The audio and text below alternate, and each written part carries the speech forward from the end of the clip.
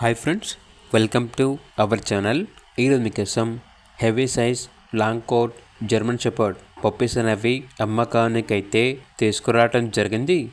Male puppies మరియు female puppies అనేవి అమ్మకానికైతే ఉన్నాయి. 3 మేల్ పప్పీస్, 2 ఫీమేల్ పప్పీస్.